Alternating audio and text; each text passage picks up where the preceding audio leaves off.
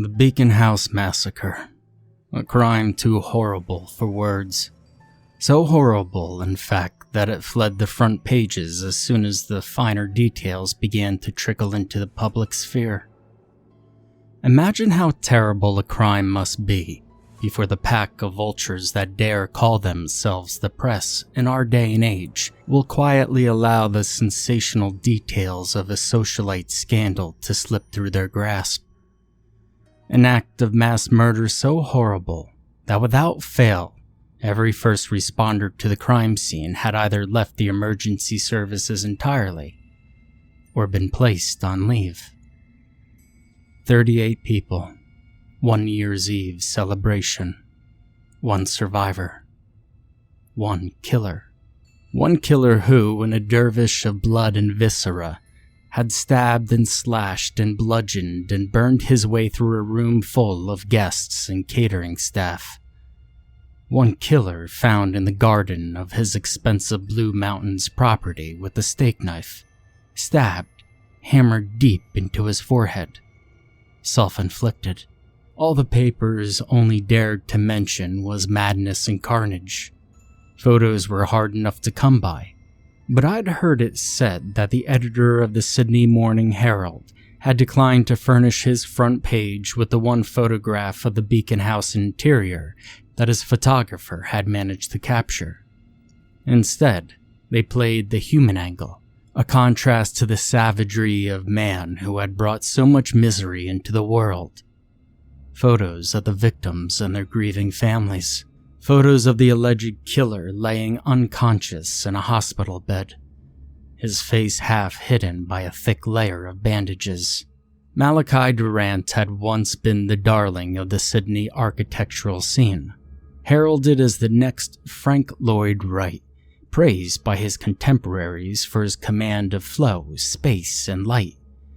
I must admit, though, as a layperson, I had little understanding of what those terms meant in terms of architecture. I had been assigned by the state's attorney as a psychiatric expert to assess Malachi Durant's mental state before the trial, though the prosecutor did not believe the insanity defense Malachi's lawyer had put forward. For me, there was little doubt. Sane men did not butcher their friends and families on special occasions, and certainly not in the middle of the holiday season. The scar on Malachi Durant's forehead was minuscule in comparison to the injury. Just to the right of the center, and only an inch above his eyebrow, his right eye, brown, glassy, and unfocused, followed lazily behind the left one, blue as he focused onto my entry into my office on Wednesday morning. From the doctor's report, I knew that in his madness he had jammed the steak knife deep into his skull and pounded it through the bone into his forebrain by smashing his head against the wall. Then, somehow still conscious, he had wriggled the blade to and fro until his right temporal lobe was nothing more than a mess of blood and fatty tissue. I sat down opposite of Malachi Durant, mass murderer. "Good morning." A slight movement of his left eyelid, half hidden under a curtain of limp, once curly black hair, was all the sign Malachi gave that he had understood me. "My name is Dr. Raymond Hunter, and..." I paused. I'd given the speech to dozens and dozens of patients, but the words felt stale in my mouth. The look in Malachi's good eye demanded more than my usual fare. I dipped momentarily into honesty. "I'm here to assess your mental state before your trial, Mr. Durant." Before returning to my usual speech, "I'd also like to get to know you a little better." Malachi gave a faint smile. Regret and sadness played across his expression as he watched me sit. I took my time, carefully considering tactics. Durant had been induced into a coma after the massacre, one which lasted for 2 months, about 6 weeks longer than it should have according to the doctors. And when he awoke, he had just screamed for days in spite of all attempts to both sedate and reason with him. I did not want to choose the wrong words and push him back into the darkness that he had somehow emerged from. I needed to get a feel for it, to understand its contours before I started taking any steps into unfamiliar terrain. "Where would you like to start?" I asked, giving him control. "The muse lied to me," he said simply. "Your muse?" I asked. Malachi shook his head, looking out the window. "A muse. The muse of the house. She was fake." I frowned. "You didn't like the house?" Malachi shook his head again, refusing to look at me. "No, the house was beautiful, but it was..." He swallowed hard, tears beginning to form. "Corrupt." I paused and took a deep breath. Part of me wanted to rush onwards with more questions, but I could see that Malachi was fragile enough as it was. I would temper my curiosity and take small steps for his sake. "She lied to me." He turned to look at me, his right eye twitching as he fought back the tears. "How can an angel lie?" He sobbed and slumped forward in his chair. It was a genuine question, a plea for help from a man lost in a storm-tossed sea. I started to recognize bits and pieces of the terrain in which Malachi Durant was lost. I nodded slowly and then spoke. "Malachi, I could see that you're quite upset, and I want to do everything I can to help you, but I need you to talk to me." Malachi looked up at me and took a deep breath, nodding slowly. I continued. "We won't open any doors you don't want to. We won't go down any path that you don't want to. But I may need to ask you questions from time to time. But just remember, you decide what you want to answer. You're in control of how you get home. I'm just here to get you there." Malachi smiled at me, and so help me God, I liked him. You see, there was a kindness in those eyes, an innocence that belied the horrors that he had inflicted upon his fellow man. "Don't want to open the wrong door?" He laughed, just once, bitterly. "Can you tell me about your muses?" I pluralized my question, taking an educated guess. Malachi nodded, straightening up. "I just thought I had a gift for understanding spaces, you know?" He smiled that regretful smile again. "I just call them muses because that's what creative people do, right?" Another wave of pain broke across Malachi's face. "But the house, that was more than the usual creative inspiration, you know? It was..." He shuddered. "Doc?" I nodded. "What is it?" "What if you were doing something every day that filled you with joy, and what if you woke up one day to discover you'd been working for a nightmare?" He looked at me, his lower jaw trembling. "The angel?" I asked. "Did she make you do something bad?" Malachi shrugged. "I didn't think it was bad at the time." I nodded sagely, recognition dawning. "Did she ask you to hurt your friends?" Malachi recoiled from me as though I had struck him, curling up into a ball on the chair opposite of me. "No," he snapped flatly. "It was the house," he wailed. "I built her a cage and she made me watch her feed. Watch her eat them from the inside." Malachi began rocking back and forth. "They can't fool me again. Can't use me anymore." He whispered to himself, now staring blankly. "I won't do it.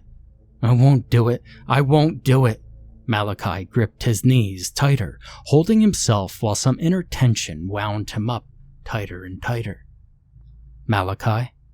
I asked, my voice soft. "She ate them!" He screamed at me. Leaping from his chair to the coffee table, he landed precariously at its edge, and the table toppled out from underneath him as he leaned into me, face to face. I pushed myself away from his sudden advance, and we both fell, screaming. myself calling for security, and Malachi screaming over and over, "It wasn't me. It wasn't me." I pulled up the tab on the can of Coke, my hand still shaking, and I put it to my lips. Adrenaline or not, I could have really done with something stronger in that moment. I closed my eyes, breathing deep and counting my breaths one at a time. When I reached 10, I finally felt a little more settled. I turned to the pile of reports and photographs on my desk. It was the stuff of nightmares, to be sure, but I steeled myself as I dug through the medical examiner's reports, looking for something that tracked with Malachi's rantings. "Eaten them," he had said. From the inside, I spent more time on the text of the reports than any of the photographs. I may have had years of medical training behind me, but the pictures of the massacre truly were of another nature entirely. Nowhere in the reports did I read anything about bite marks specifically, but there were a handful of details that struck me as odd. One report from an older gentleman mentioned his dermis and superior vena cava ruptured as though by sharp implement. Puckering on surface suggests exit wound. No corresponding entry on the back. Possible serrated blade? It would require exceptional force. I thought this part was odd enough in and of itself, but the "me" had scrawled in later. No tool marks found on ribs under wound site. Not so strange, I thought, if the blade had been pushed in horizontally. Now that wasn't the only odd note in the pile of autopsy reports. The next report relayed details of a fatal head injury. Wound is approximately 84 millimeters long and 3 millimeters wide. Lack of bone fragments around wound site suggests rotary cutting tool. Another note had been scrawled in between the lines. How the hell did he get them to stay still for all this carnage? He then continued, but no bone dust found around wound site. I wondered if he cleaned it. I frowned, turning to the next report. Radius and ulna appeared to have been removed with surgical precision before being stabbed into the ocular cavities of Miss Denning. See report number 17 of this case file. Single cut from elbow to wrist with transverse cuts perpendicular to first. Wounding indicates extreme precision. Tool marks on bones suggest single cut with exceptionally sharp blade. Bruising and vascular constrictions suggest pre-mortem injury. As noted in report 17, bones must have been cleaned prior to subsequent use. I thumbed through the pile of the report on Miss Denning. Both femurs shattered by blunt force trauma. Bruising around fracture sites indicated pointed impact with similar radius to adult male fist. Someone had added their own footnote this time in red pen. Impossible. Before the report continued, lack of injury to Mr. Durant's hands precludes this explanation. COD ocular and cranial trauma due to wounding with forearm bones of Mr. Jackson. Absence of blood and tissue on bone exterior suggests cleaning with unknown agents prior to use. I shook my head. I could understand the state attorney's reluctance to accept insanity as a defense. Certainly Malachi was crazy, but still coherent enough to perform a surgical excision and then clean the bones in a manner that left no traces. That did not at all look like the man who had been in my office but an hour beforehand. My mouth compressed to a thin line. I began to feel like I was being played for a fool. I took the afternoon off and I drove out to the Blue Mountains, the setting for Malachi's first triumph as well as his downfall. The new wing of the Lithgow Art Gallery was 2 stories of gracefully curving brushed steel and glass. But more than its gentle shape, the gallery captured the afternoon sunlight and seemed to almost hold it, growing brighter even as the day finally gave way to night. The air inside almost seemed to tingle, and pillars of liquid gold would slide across the floor, their slow march highlighting one exhibit after another. Somehow Durant's genius had bent even sunlight to his will, causing the march of sunbeams to move at different rates. "Admiring the Durant tour, are you?" I turned to the woman beside me. She was short and solidly built, her thick glasses catching bits and pieces of sunlight as she watched me watching the procession of sunbeams across the tiled floor. "Durant tour?" I raised an eyebrow. "It's part of the design of the building." She raised her arm pointing to the slanting windows at the building's corner. I took note of the name tag pinned to her lapel. Sheila Green, curator. Between her long, almost white hair, the black clothes and crocheted shawl, and the thick silver necklace about her shoulders, she gave off the vibe of a kindly witch. I wondered if she had a cottage somewhere. I looked from Sheila to the windows and back again. "How?" Sheila smiled again. "Different materials in each pane. Some glass, some Lexan, all different thicknesses, and a few others used nitrogen or argon, trapped between the layers." I nodded, high school physics rising up from the depths of my memory. "Refractive indexes." "Indices," Sheila corrected me, reflexively. I craned my head, staring up at the windows, marveling at the secrets hidden in their apparent uniformity. Ingenious. It was a scene that stirred something that was both primal, but also peaceful within me, and for just a moment, I had the sense that I was viewing a mountain from the inside. All power and force trapped in state, the potential of stone waiting to be released, exploding into sculpture. "It makes you think, doesn't it?" Sheila's voice was like a bucket of ice water to my reverie, but she had recognized the look on my face. "Makes you feel," I corrected for her. "You get a lot of artists coming here for the atmosphere?"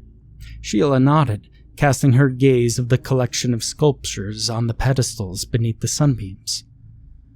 "More than just for the exhibits, actually." She regarded me with her gaze once more. "But you're not an artist." I nodded sadly, suddenly regretful of the life choices I had taken me out of the path of Durant's sunbeams. "I suppose not." I turned to her. "But looking at this, it kind of makes me want to create something." Sheila smiled. "Well, you're not the only one. We're actually running classes on Saturdays." She tilted her head at me, not sure what to make of the logical man so obviously out of place here. I laughed a little nervously. "Oh, no, I'm definitely not an artist." Sheila shrugged. "But you can still feel it?" "It?" "The energy of the space here." I stopped cold. I was a logical man. I believed and trusted in the evidence of my senses. I was grounded and rational. I believed in Occam's razor and the logic and order of the universe. But had I not been moved to the edge of a religious experience but a minute beforehand by the poetry and the refractive indices of various materials? "Is that what it is?" Sheila chuckled warmly.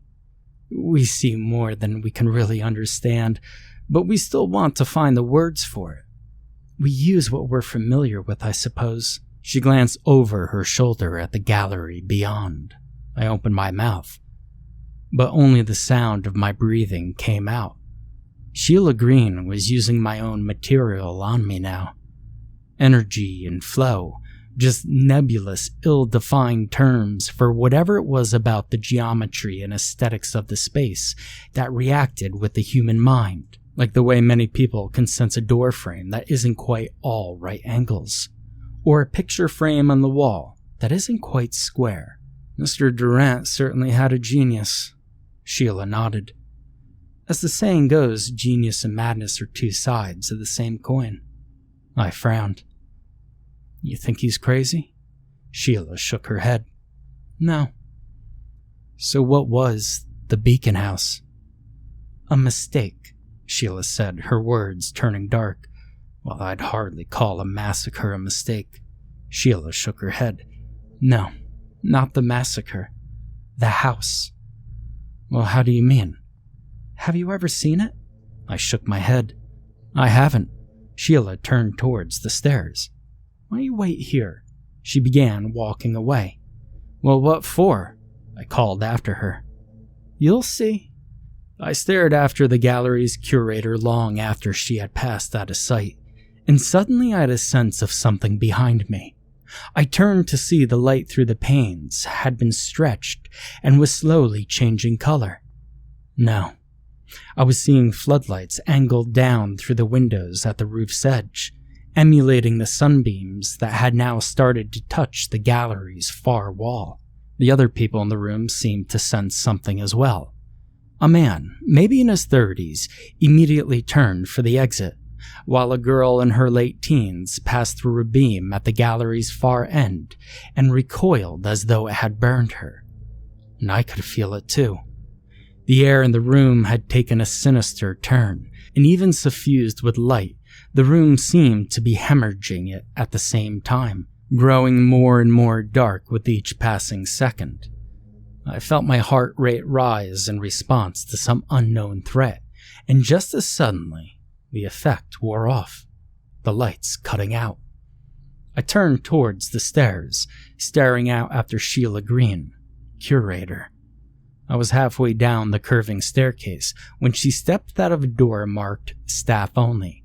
She gave me a knowing look as she walked towards me. What was that?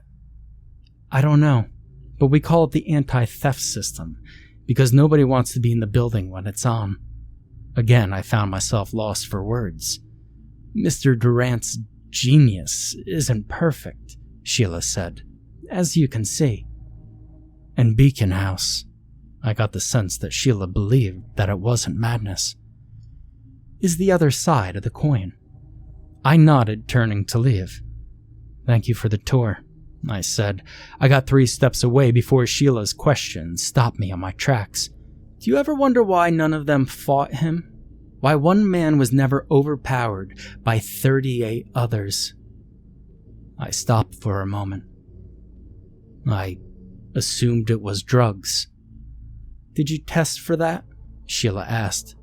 She'd seen through me. I may not have been with the police, but I was investigating, that was true enough. Even if I had the pile of autopsy reports in my office, I'd never seen anything about tox screens. But then I hadn't been looking for the information, had I? Yeah, I'll look into it, I said. Flow and space. They were the keys to understanding Malachi Durant's madness.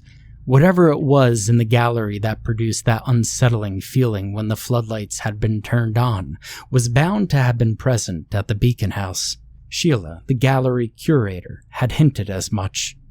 Malachi had a keen understanding of something visceral when it came to aesthetics, and perhaps that visceral understanding had, in the right light, pushed his genius over the edge into madness. Malachi was a lot more subdued that morning, more guarded. He sat almost sideways on the couch, staring at the wall. Good morning, Malachi. He did not respond, but his right eye twitched slightly in my direction. I went to the Lithgow Art Gallery yesterday, I offered. Again, Malachi was silent. You know, the sunbeams? They call it the Durant Tour. I've never seen anything like it before. I waited. Malachi was breathing harder now. He hugged his knees to his chest. It was so simple, he said, barely whisper. Physics, I said. Malachi nodded. But people never think about it enough, you know? So they look up and it all looks the same, and they think magic. I nodded slowly. It makes the world that little bit more fantastic. Yeah, Malachi began to uncoil a little. Tell me about the floodlights, I asked. On the gallery? Malachi shrugged. I was improvising He paused, looking at me, nerves making his right eye twitch. Muse said no, but I thought I could make it work. Tell me about the gallery muse, Malachi. How did it speak to you? Do you think it's important? I nodded. I do. I need to know as much as I can about your muses. Malachi frowned. They're not mine, they're just are. The feel of the place, you know? Okay, I can accept that. Malachi leaned forward, his elbows on his knees, staring into space, remembering. The original gallery building was this monstrous concrete thing that tried to look avant-garde, when it was basically a concrete box. There's definitely a logic and order to the insides, but the flow, the energy, can't get around the space. And so the muse asked you to fix it? Malachi smiled at me, as best I could. Showed me how. The gallery didn't want to move the car park, but the extension had to go on the northern side. They didn't want to render the old front wall on the inside either, or cut the doorways into the old wing, but the flow of the new wing had to be able to pass through the old box. I raised an eyebrow. Like an eddy current in a riverbed? Malachi sat upright, his eyes sparkling. Exactly. You get it, right? I wrinkled my nose. I mean, not really. I understand what you did, but I don't really understand how or why it works. Malachi shrugged, because the same design wouldn't have worked in a different spot, even on the other side of the road. I frowned. Why? Landscape. Malachi said as if it held all the clues. People think of it as an art, but there's a precision in it too. The flow on the other side of the road is all different. Different buildings, different lighting. It's subtle. But even the difference of a few meters can throw the whole effect out. You get the picture, but it's fuzzy. You make it sound like this art gallery is just some kind of receiver. I chuckled softly at the thought, but the sudden intensity of Malachi's stare made me stop. Now you know the truth, he said. Beacon House. He nodded. There are actually 3 levels of the house. The middle calls to the upper until you open the doorway to the lower level. And that's how she got loose. 3 levels? Well, I thought the house had only 2. Did you put in a basement or something? Malachi smiled at me as though he were regarding a child. The office next to the master bedroom. Open the door from the master in suit into the hall, and then turn on the light to the office closet. You'll see it. Sudden thought occurred to me. Malachi, did you build a secret room in the Beacon House? Was there something in it? Malachi's smile didn't become any less paternal. I guess I did. And there still is. I licked my lips. What was it? Malachi sighed. You'll find out, Doc. But Are we done now? Malachi interrupted me, standing up. I'm hungry. I called to the prosecutor and got permission to visit Beacon House. I was met at the front gate of the property by a uniformed officer in his early 40s. He shook my hand. James Fenwick, he said, fishing keys into the house from her pocket, and pressed the remote for the gate. I walked in, Officer Fenwick keeping strides with me. Have you ever been inside before, Doc? I shook my head. I'm supposed to be assessing Mr. Durant for trial, but he keeps shutting down, making me jump through hoops. Do you think he's crazy? Fenwick was starting to huff and puff his way up the hill, struggling to keep pace with me. I don't know what to think. On the one hand, he's emotionally unstable, deathly afraid of this place, and keeps rambling about being betrayed by angels. I said, looking up at the large building ahead of us. The house was broad and low, with a weatherboard exterior. Warm yellow paint on the exterior evoked the memory of sunlight, and the brilliant white trim of the windows gave another sense of light to the space. And on the other? I sighed.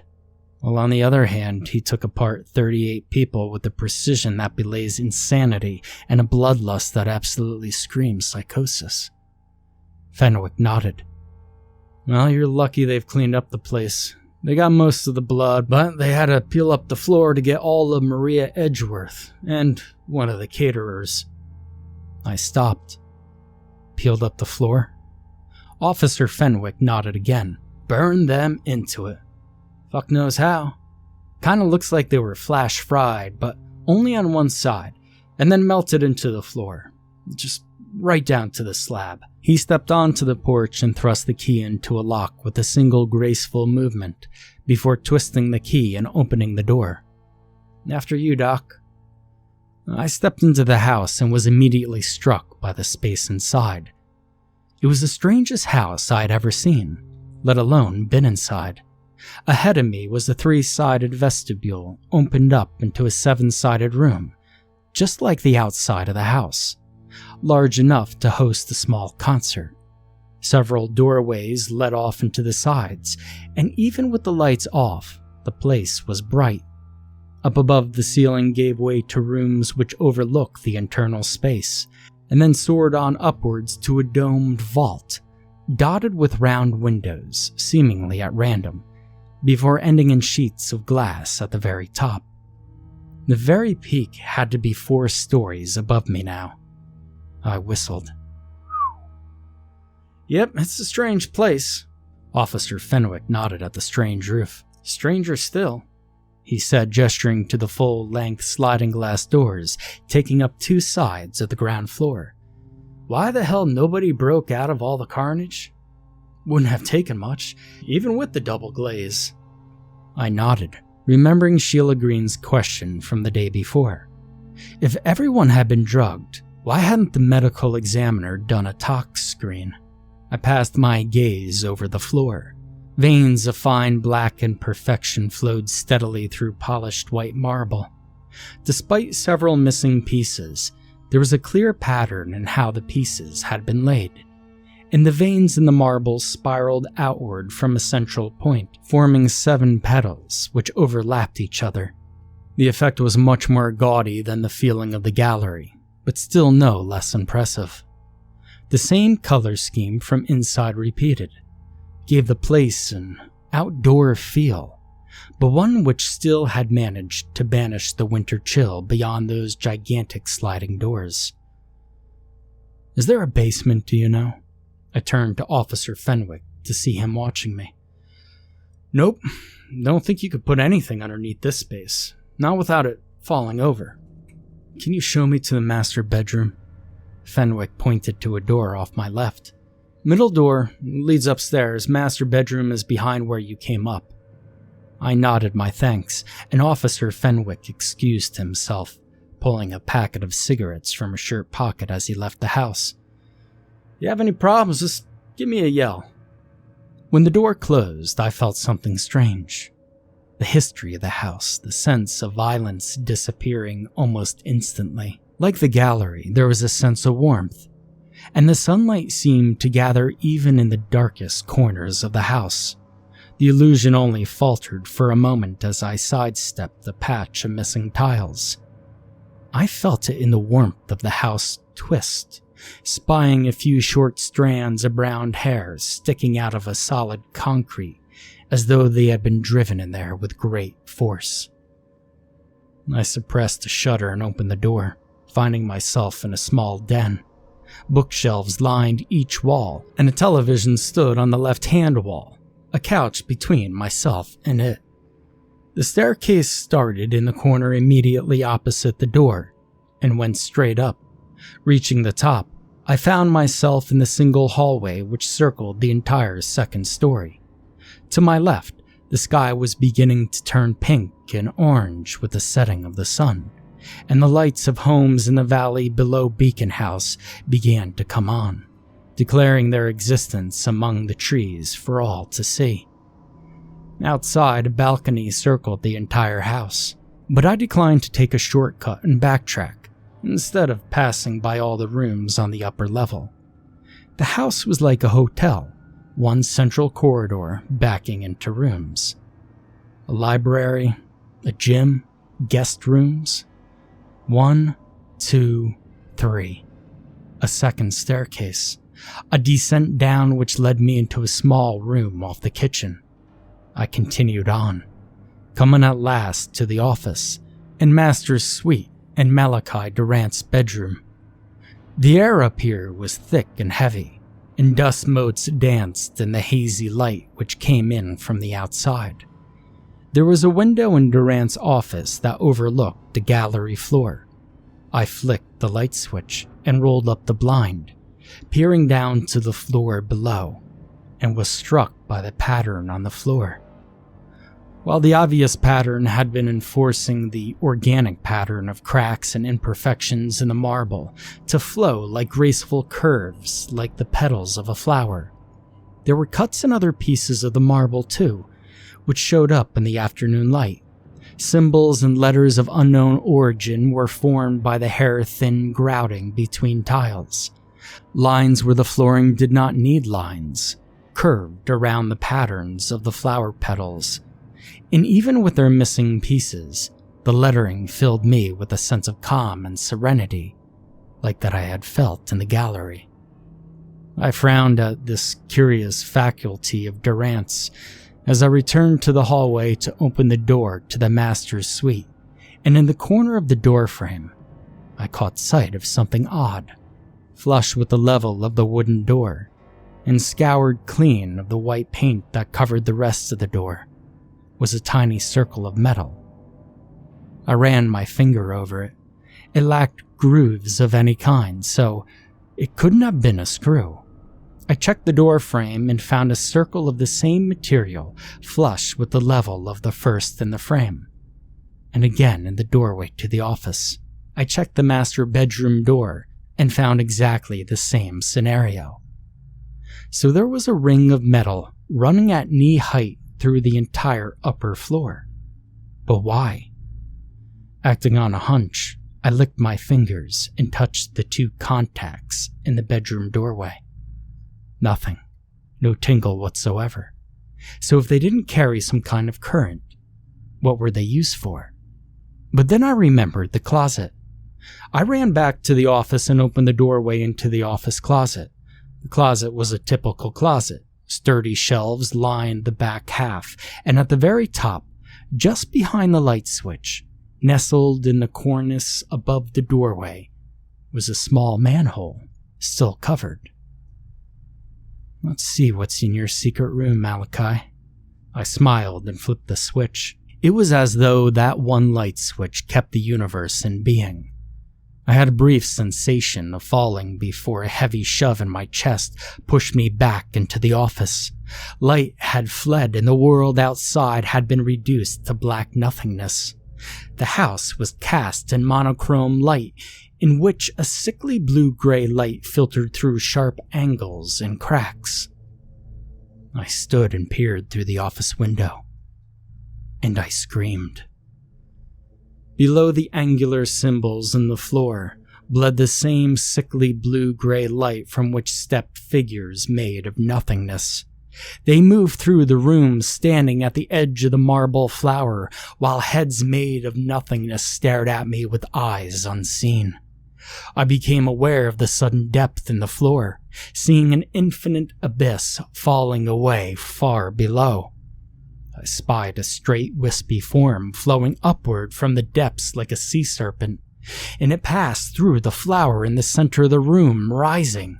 A hideous serpentine form, made from flesh of every color, many of them clearly inhuman. Crawling into being from the darkness far below it, flowed around the lines of force in the pattern which now visibly crackled with power. Power turned dark by the pattern in the walls of Beacon House.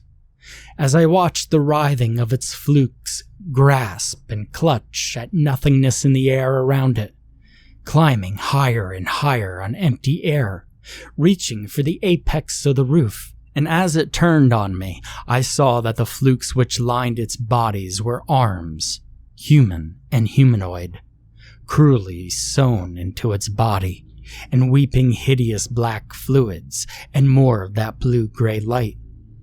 The body flared out of the head to an end in a flat face, covered in scales black as night, colored white by paint, which held the shape of a humanoid woman with wings of burning sunlight. It was the only point of warmth in the entire scene around me, and I clung to it even as twin soulless eyes of deepest purple on either side fixed themselves on me. And as it reared back its head, I felt the monster drawing in its breath, pulling at my soul as it moved to strike. I screamed even louder, helpless, wanting to get free but unable to move, fearful that if I broke gaze with the heavenly angel on that hideous face, I would never find my way back to the world of light that I had known. But at the very last second, I dove aside as the beast lunged forward, and I found myself in the office closet, the beast crashing through the window, showering me with glass. I reached up for the switch as the hideous face turned on me.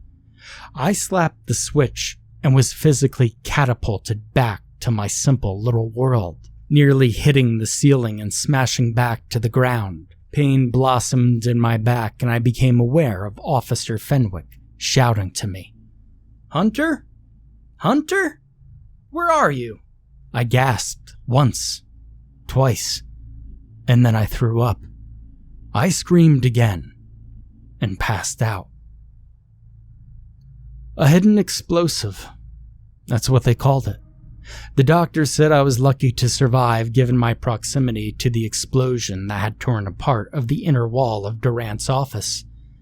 Nobody questioned the lack of explosive residue, and despite taking my recommendation to take a look at the walls of Beacon House, the police reported no other evidence of explosives within the walls.